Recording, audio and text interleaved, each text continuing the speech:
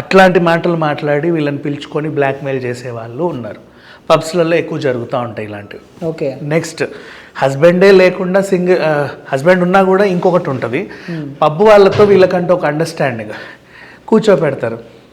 ఇతను కూడా మా ఫ్రెండ్ అంటే పర్లేదు కూర్చో అదేంటిది బిల్ నేను పే చేస్తాలేండి అని వాడు అంటాడు. వాడి చేత బిల్ కట్టించుకోవాలి.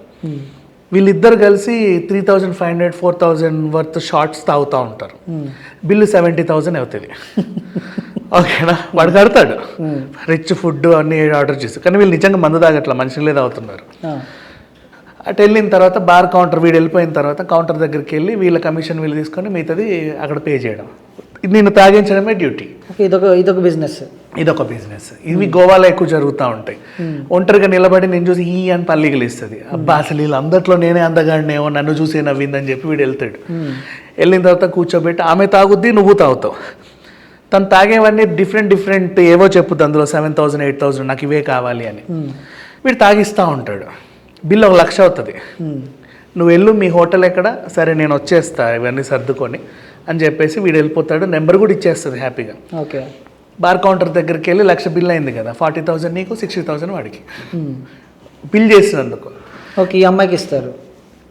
ఇట్లా బతికే వాళ్ళు ఉన్నారు. సో బయట జరగని ఘోరాలు చాలానే జరుగుతున్నాయి.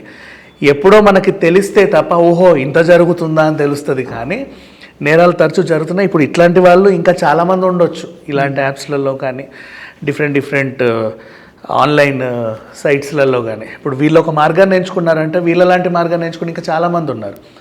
ఇంకో దరిద్రమైన చండాలమైన ఇదేంటంటే డబ్బు కోసం చేస్తారో లేకపోతే సుఖం కోసం చేస్తారో లేకపోతే వెర్రెక్కి చేస్తారో తెలియదు కానీ వైఫ్ స్వాపింగ్ అంట. స్వాపింగ్. ఓకే, నీ ఇంటికి వాళ్ళు వస్తారు కపుల్గా చుట్టాలకు, వాళ్ళ ఇంటికి వీళ్ళు వెళ్తారు చుట్టాలలాగా.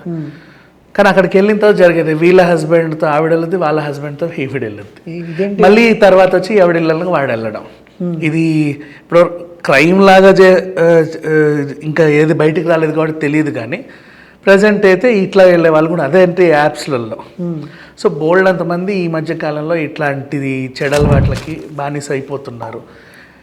పెళ్ళిళ్ళు చేసుకుంటున్నారు, పిల్లలు పుడుతున్నారు, తర్వాత ఈజీ మనీకి అట్రాక్ట్ అయిపోతున్నారు.